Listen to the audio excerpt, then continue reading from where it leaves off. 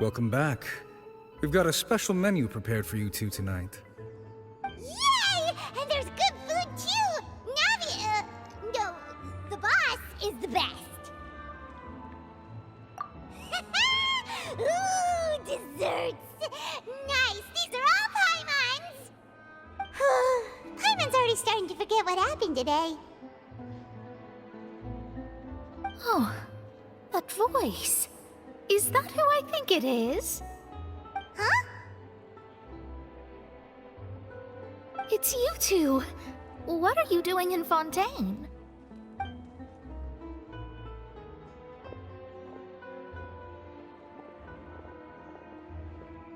Mona?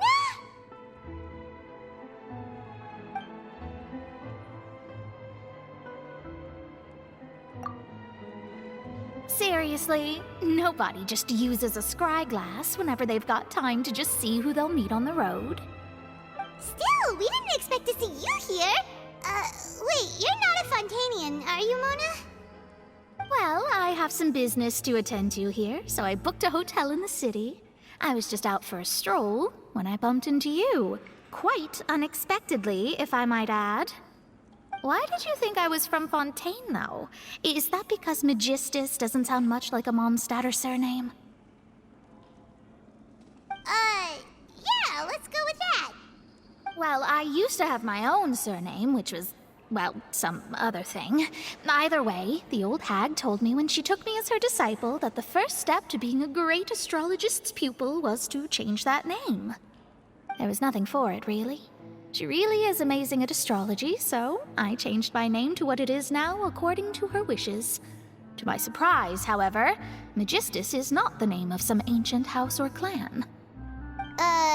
It isn't? Nope. Although it is used by us in place of surnames, it generally just means great.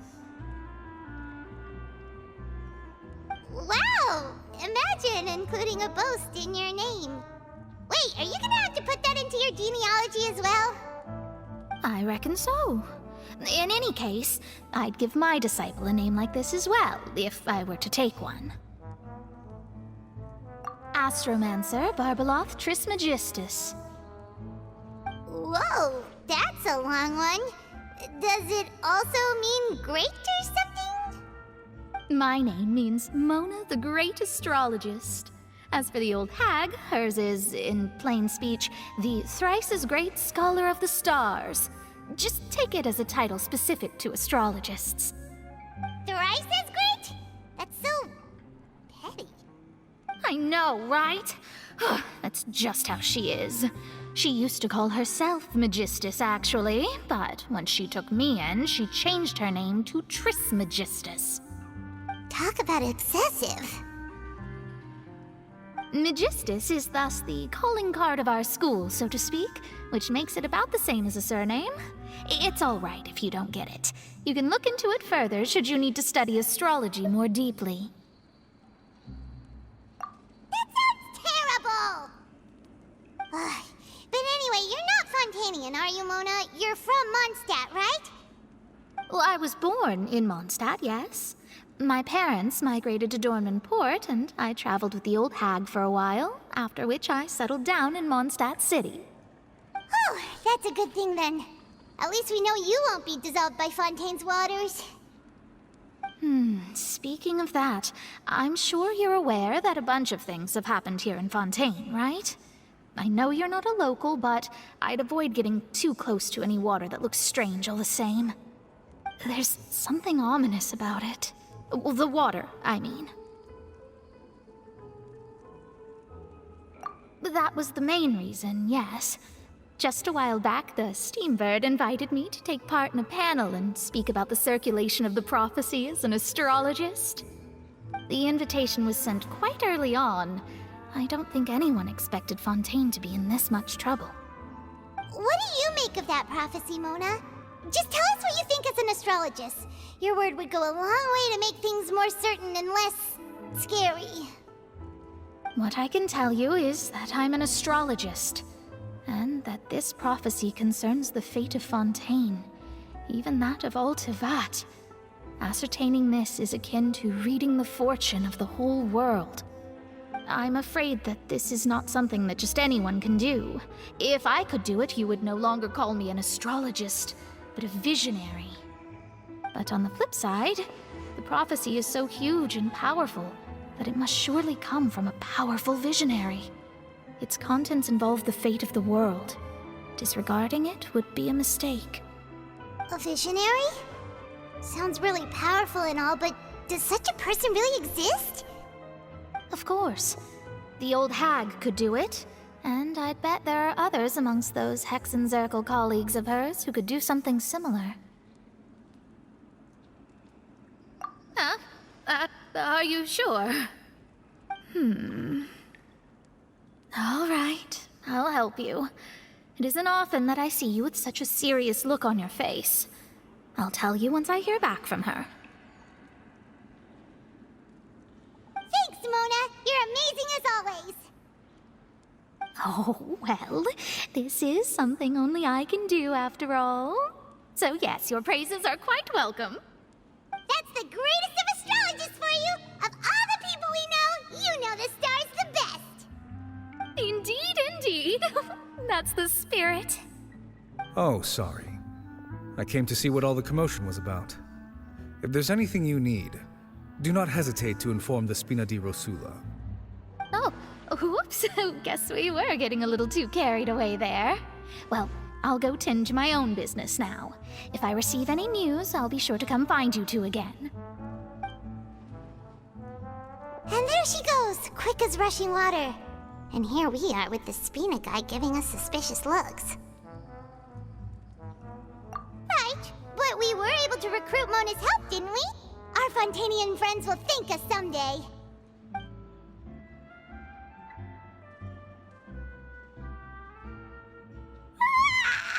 Good morning. To be honest, I'm still feeling kind of sleepy. But it's time to get up, Traveler. We agreed to go see Neuvillette, so let's pack it up and get going.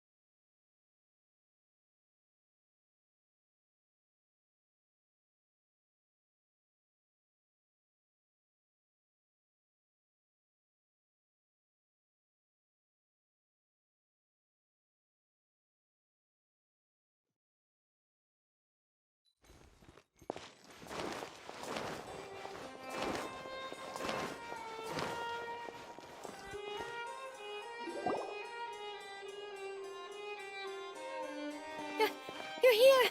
Finally! Is something wrong? Monsieur Neuvillette and Lady Farina, they seem to have gotten into a dispute. Please go see for yourself.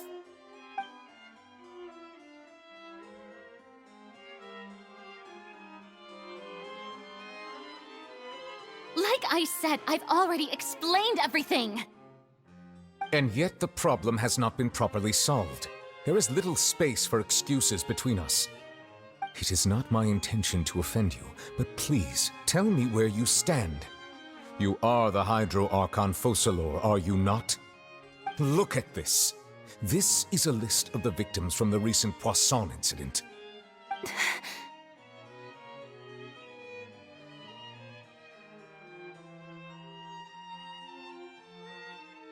You mean...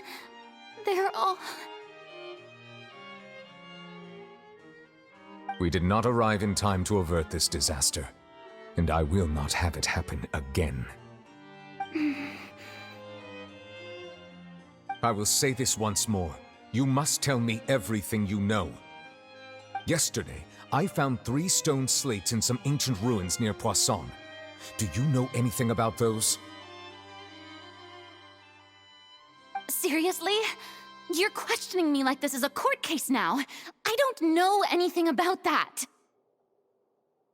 But you found them in some ancient ruins, you say? That's correct, which is why I came to ask you some questions.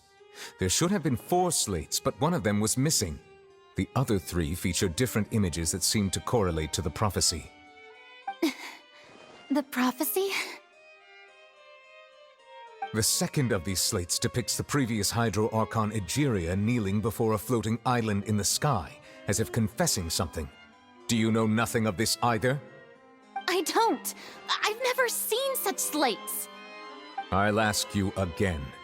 Do you really have no information regarding the previous Archon?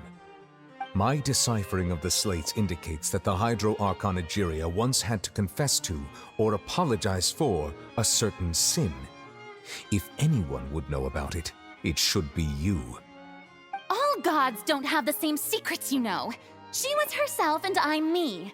Is it really so strange that I know nothing? I understand your concerns, but I'm sorry. I just don't have anything to tell you. Forgive me for saying this now, Lady Farina, but I have long known of your various secret investigations into certain matters. There are several indications that you have been investigating the prophecy on the sly. This is not strange in itself, considering that you are the Hydro Archon. But it is strange that you should also claim to not know any of Egeria's secrets, as well as do nothing following your inquiries. You have never been as superficial as you have presented yourself to be, nor are you a fool. And yet, your behavior is very inconsistent.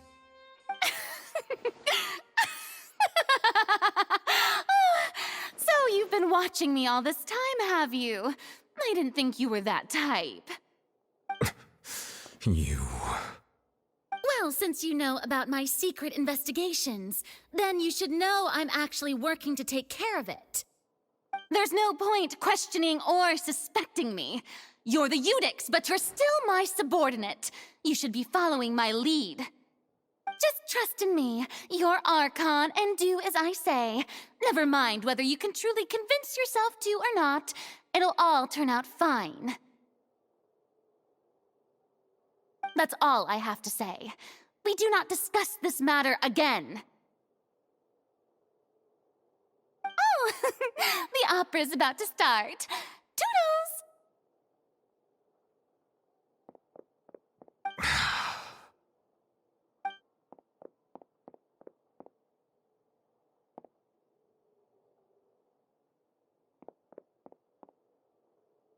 Did Farina not notice us standing by the door?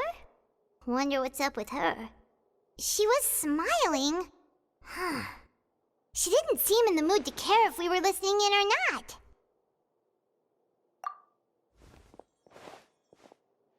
I assume you've been outside for a while now? Oh, you noticed. Seems Farina didn't even realize we were here. She was in a great panic, though I cannot discern the reason. Our discussion reached impasses time and again, a state of affairs that we cannot allow to continue. Still, I do not understand. Dialogue is the basis for understanding, so why did she keep refusing to engage?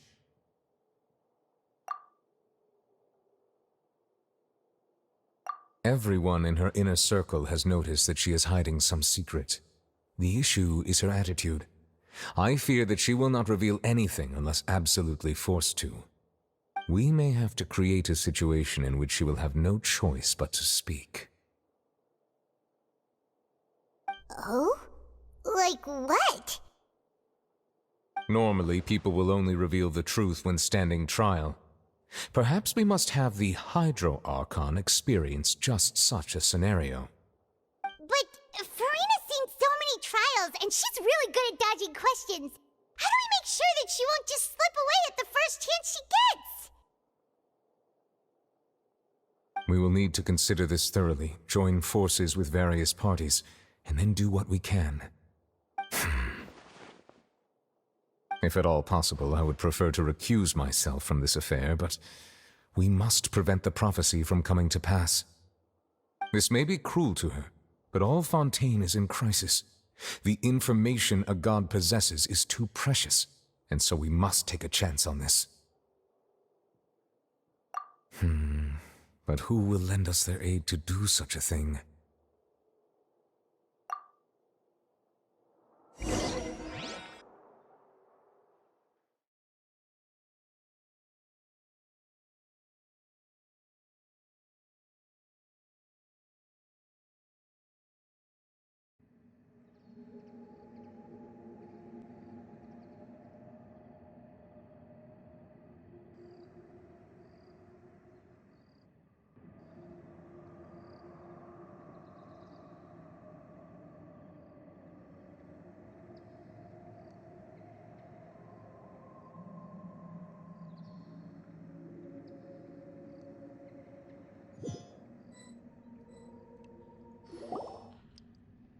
Well, that's everyone, huh? Speaking of which, it was pretty smart of you to think of hiding here. Poisson was just involved in a disaster, so it's presently devoid of people. That naturally makes it the best choice. And here you are drinking tea like it's the most natural thing in the world, huh? That's what family should do. Sit and enjoy a leisurely time together. It's nice to enjoy tea here, you know? Care for a cup? Lend me your ears, everyone. Or perhaps one of you might like to start us off. How about you, friend? Me? No, I don't think I can. Then, how about you, good sir? I fear that I will cause the mood on this boat to become as somber as it is in court. Well then, I guess we're lucky we've got a local like me to organize things. Wonderful, the spotlight at last. I guess I'll be facilitating things from here. That was a little long-winded, don't you think? Oh, you might be right. Anyway, to cut to the chase, our friend here, the Traveler, has brought us together to discuss something. As for what that is, well, let's start by saying that we'll be pooling our efforts together to create a series of traps. Oh, how intriguing. Well, it's just an expression, really. One that I just learned from Chlorand, and used on the spot. So, let's invite her to explain in detail. A round of applause, please.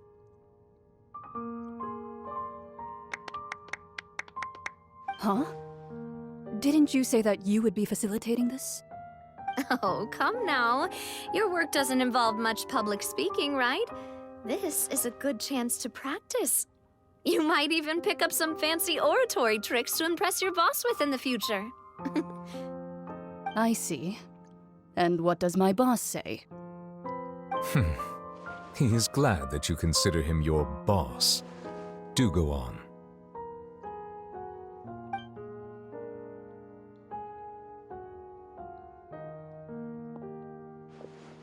In that case, do any of you have experience hunting?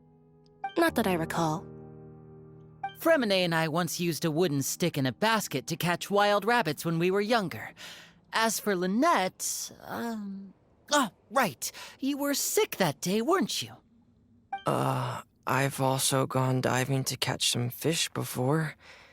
Does that count? I'm afraid not. You may or may not have heard, but Fontaine once played host to a group known as the Marechaussee Hunters. Though that was their name, they did not hunt animals, but rather various monsters left behind by the ancient dynasty of King Remus. Today, Fontaine's monster population has already thinned greatly, so the hunters have blended back into society, taking up arms in other lines of work. They even left a unique methodology of hunting in their wake.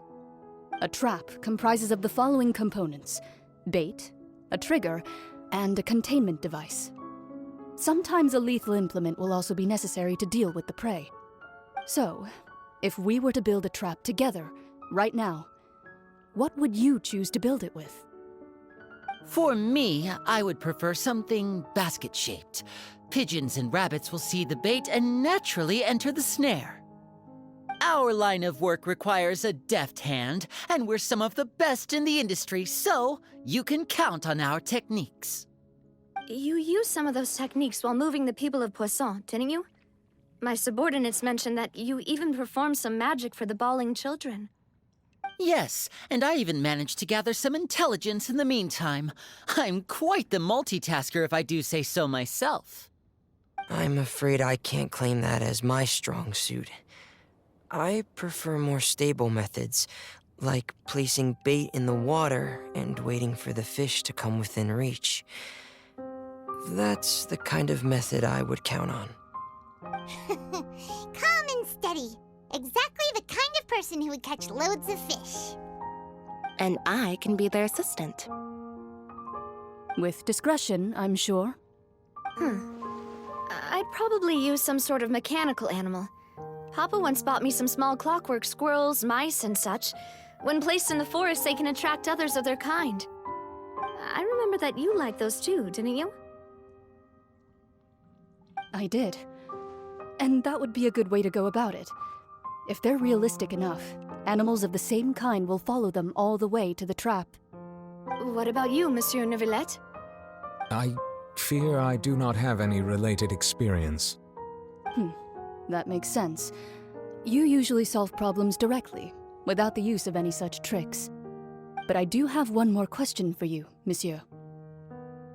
If we were to create a trap now, how would you design it? I would like for it to be effective, but bring no harm to the prey. A more gentle trap would be ideal. Kind, as always. However, our intention doesn't necessarily change the containment device and the type of implement we need. If we wanted to kill the prey in one strike, we would need a powerful implement. However, that also goes for prey that must be captured and safely contained. Wait, why's that? Only a hunter who's a true expert at subduing their prey can snare it without harming it. The line that divides life and death is often exceedingly thin. So are we going hunting together? Huh. We hadn't thought of seeing ourselves as hunters. It kinda works, but maybe it's still not the best metaphor. If our means of capturing and dealing with our prey is to put them on trial, then the hunting metaphor is actually quite accurate. But we shall require much more courage than any hunter to judge a god, a being whose seat is an exalted throne.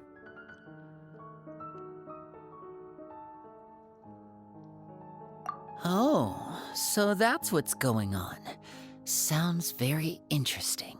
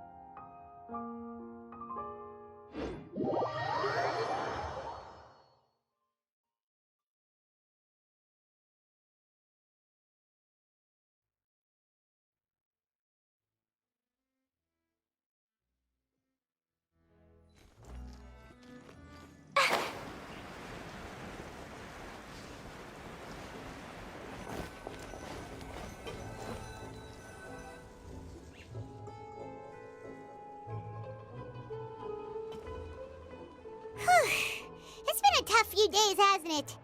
So much has been happening.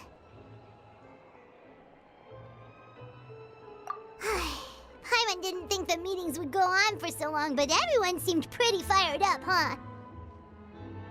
Paimon thought they'd be at least a little frightened. Well, Fremine was, now that Paimon thinks about it, but everyone else just looked a little surprised.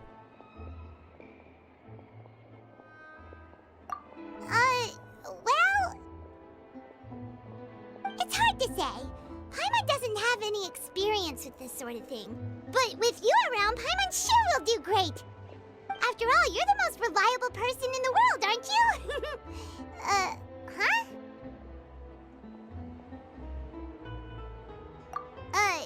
Did you just pour some tea? Paimon didn't notice you doing that at all. Then what's that? Paimon's never seen that cup before. Don't be frightened. I'm just joining you two for tea. I merely refrained from saying anything till now. Who's that voice? But there's no one here. Ah, have you forgotten me already? Wait, you are familiar. You're the voice we heard from the sky in Sumeru. The voice from the sky, I fear that description is wrong. Though, not completely wrong. You're feeling lost now, just as you were feeling previously. I sensed that confusion and thus came to you. Guiding people is an irresistible hobby of mine, after all. Consider me a passerby, just accepting a commission from my friend's disciple on a whim.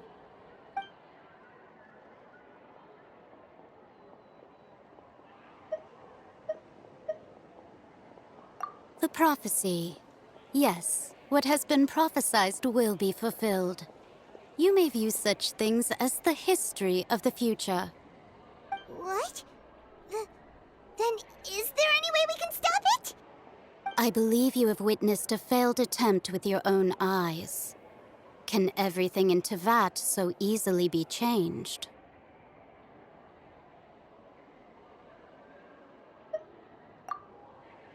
Ah, so you've caught on. Just as prophecies are usually only the future as seen from the perspectives of the gods, could things be happening in hidden corners where the gods' gaze does not fall? Are the things that you shall see different from the fate that the gods perceive?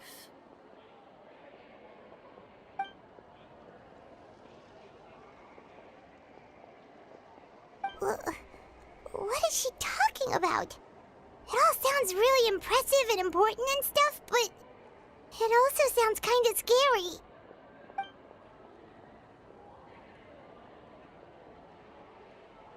I believe that you understand, right? Some things are insignificant, but others you must reach out to change. Ultimately, fate shall serve as your only guide, no matter what will happen in Tevat's future. All you need to do is to play your part.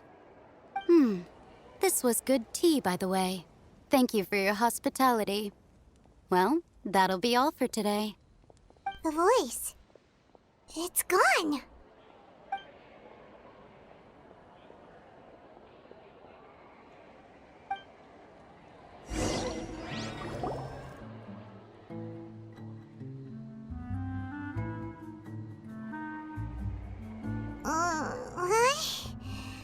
I hear someone talking. All right, coming. Hey, it's you who's getting lazy, okay? Well, I see I've walked in on some lively banter. Luna! Fine, just fine. I went to take part in that Steambird panel. It turned out to be more interesting than I expected. Not all Fontainians are pessimistic about this. One journalist mentioned that sitting around and waiting for the end to come would be wrong, and that they should make their own rescue preparations. I agreed, so we had a brief chat with her. Did she have pink hair by any chance? Why, yes, it was Charlotte. You remember her, right? That daredevil journalist? I'm in full support of her view. Prophecies are very important, but how can people allow their lives to be commandeered by just a few words? That's right! Paimon's glad to hear something sensible for once. Ah, yes. About what we had discussed before. I did try, but I'm afraid I couldn't reach the old hag. I'll try again tonight, but I wouldn't get your hopes up. Huh?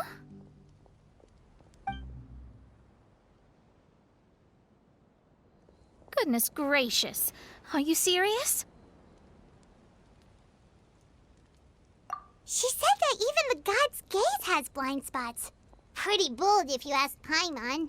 Most people would believe the gods to be all-knowing, right? The Hexen Circle members are certainly anything but ordinary. As for the mage named N, the old hag has mentioned her a few times. She said that N's sense of direction is incredible, and that she loves guiding those who are lost. But I've never met her, and if she were still alive, she'd be... Well, suffice it to say that the hag's at least a few hundred now, and N's been around for longer than that. Whoa, the Hexen Circle sounds like a scary group. But they must really stay in shape to live so long. Their abilities alone are pretty terrifying. If she came to see you personally, then the problem you're facing must truly be of great importance. Well, it's not like Paimon could understand anything she said.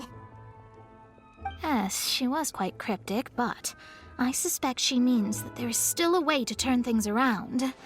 She didn't say when or what that would be, though, so... Perhaps it is something that you cannot know right now.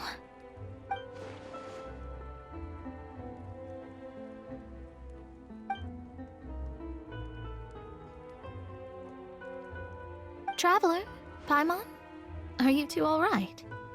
Oh, we're fine. We're just a little down right now. It kind of feels like the end is coming, you know? I see. I feel that same sense of desperation, too. I guess you could consider me someone who has often witnessed fate. So far as I have seen, it cannot be swayed. But even so, I still hope for, and believe in, miracles.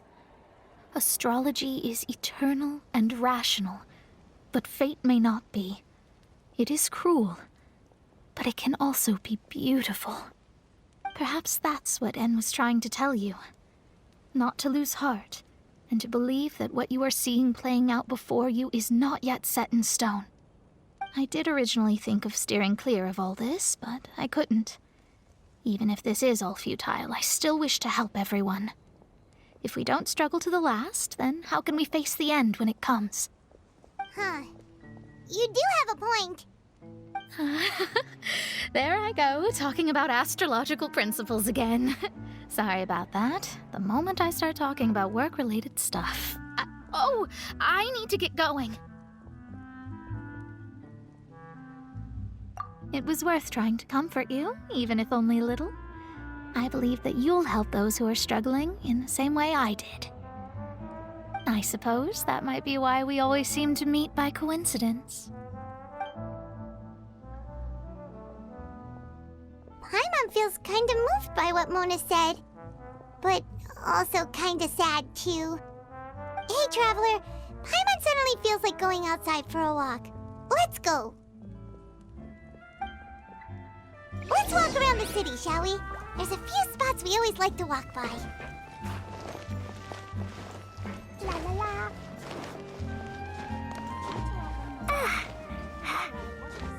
Yeah.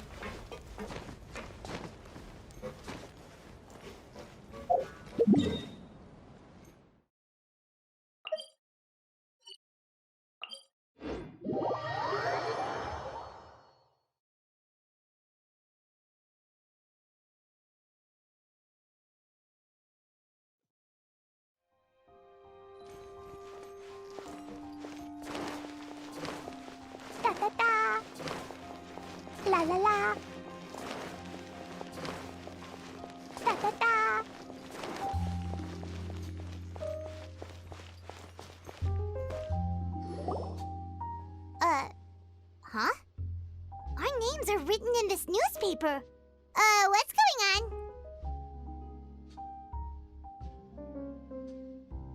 Let Paimon see! The underwater stronghold, the Fortress of Meripede, has continued in its noble autonomy, but that does not mean that others cannot interact with it. My recent attempts to enter the fortress bore little fruit. Huh.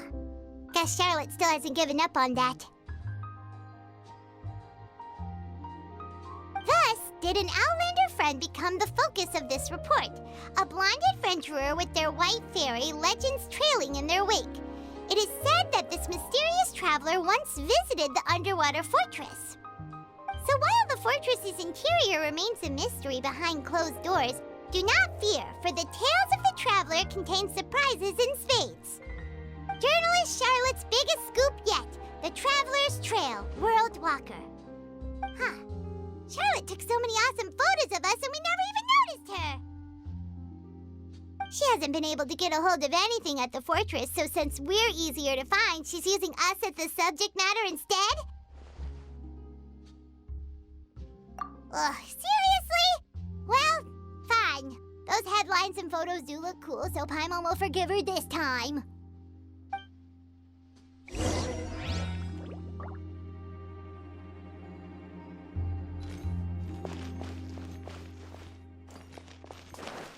La la la, da da da.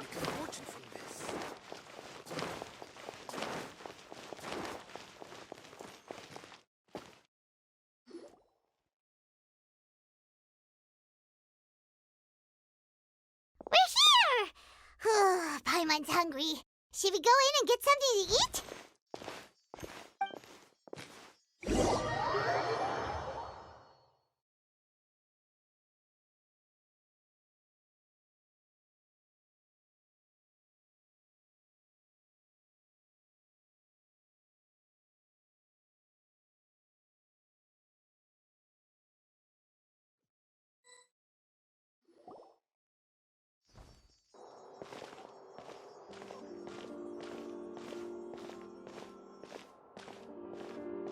Hey, quick! Look! That's the limited edition, only 16 slices a day cake!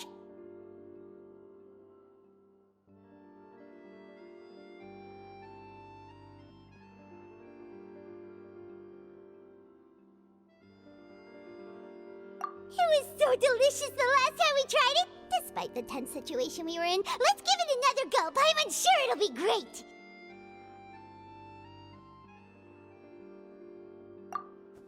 One slice of cake, please. Someone showed up after all! Oh, wait, you're the one from the Palais Mermonia. Oh, are you here to buy cake too? It seems Monsieur Nervalette was right. You really can eat. Wait, did he really say something like that? That's right. Even he has his own preferences when it comes to food. As for me, I love the cake and coffee here. Do you come here often? Usually every day. Every day? It's part of my daily schedule, apart from work. I shall have my cake and coffee. Then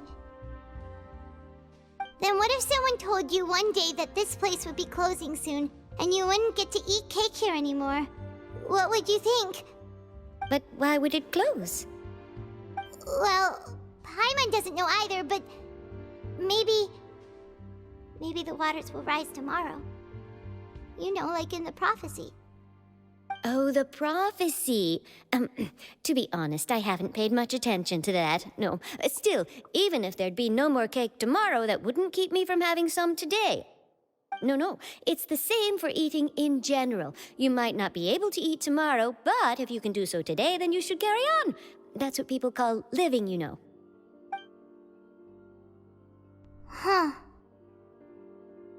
Don't be sad. Excuse me, could I have 2 more slices of cake to go? These 2 slices are for you. Sijuin said that this kind of expression you're making is what humans call being sad. Oh, you know Sijuin? I sure do. She was born before me, and she sometimes comes to the surface to teach us things about humans. She said that humans are creatures that are saddened easily, yes, and you can only lift their spirits by feeding them delicious food. So please try the cakes here. I've got something else to do, so I'll be going now. You two try to stay in a good mood after eating, all right? Bye.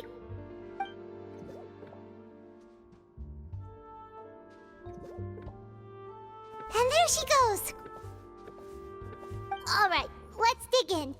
Paimon's sure this cake will be delicious.